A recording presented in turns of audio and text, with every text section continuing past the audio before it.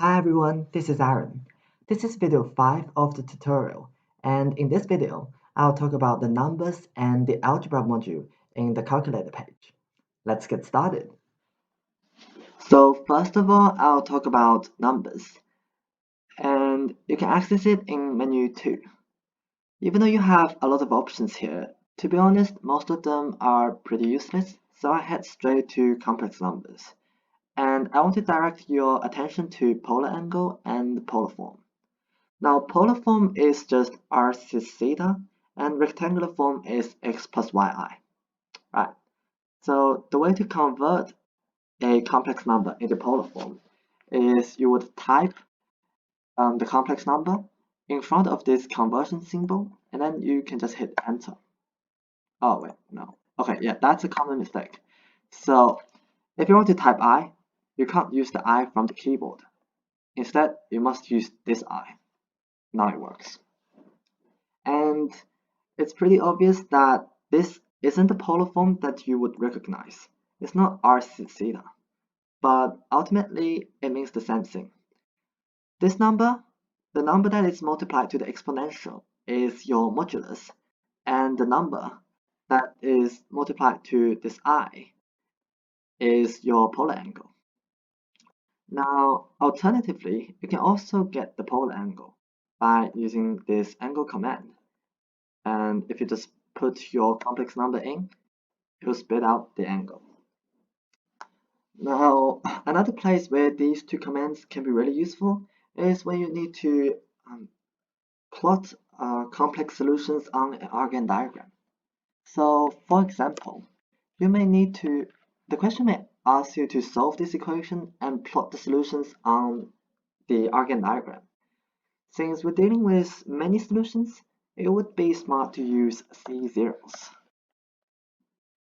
which is menu 3C3. And if we hit enter, we can get all the solutions, but if they're in rectangular form. So now we have two choices. We can either convert all that into polar form, which would work, but to be honest, since we know from inspection that the modulus of all solutions are 1, we only need to know the angle, and this is a bit redundant. So perhaps a better way would be to just get the polar angle. And now this is much more clearer. Alternatively, you can also get this in degrees by hitting this to change to degree. And this will make life even easier for you. But of course, you need to remember to convert that back to radian, because most of the time you want to be working in radians. Yep, and that wraps up the first section.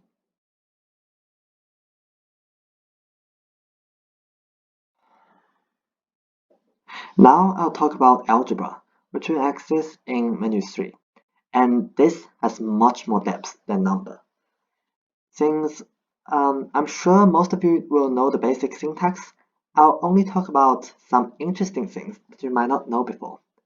First, let's talk about expand. Apart from being able to expand factorized expressions, it can also be used to get partial fractions. For example, we may have something like this, and if you hit enter, you can get the partial fractions. Pretty cool, isn't it? Next, let's talk about complete the square, and this is just extremely useful when you're working with circles, ellipses, and hyperbolas. So, for example, you may be given an expression like this. Oh wait, let's make this a plus to make it simpler. Like this. And the question may ask for the center and the radius. And here's where complete the square really shines. So if you highlight everything, complete the square, and specify the variables, then it basically does all the work for you. Pretty amazing, isn't it? Right. So next, let's talk about polynomial tools, in particular the coefficients of polynomials.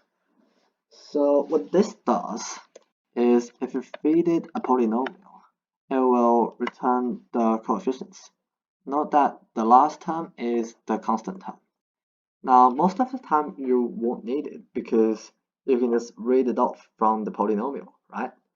But sometimes it doesn't work if you're working with a complex polynomial.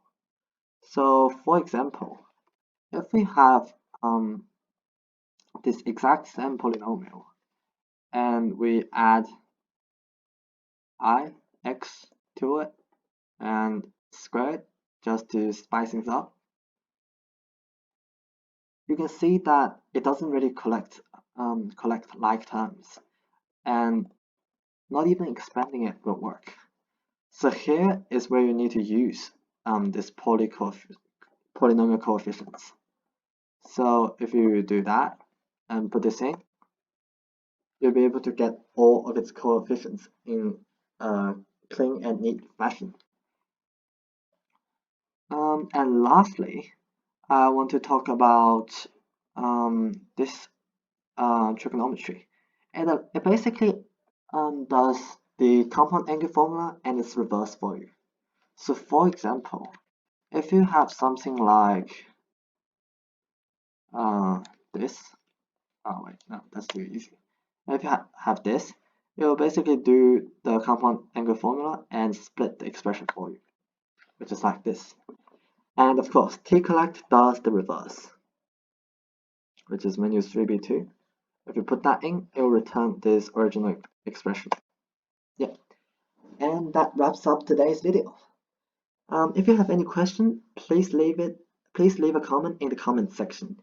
And if you like my video, please hit the subscribe button so that you can see my next videos. So thanks for watching, and I'll see you next time.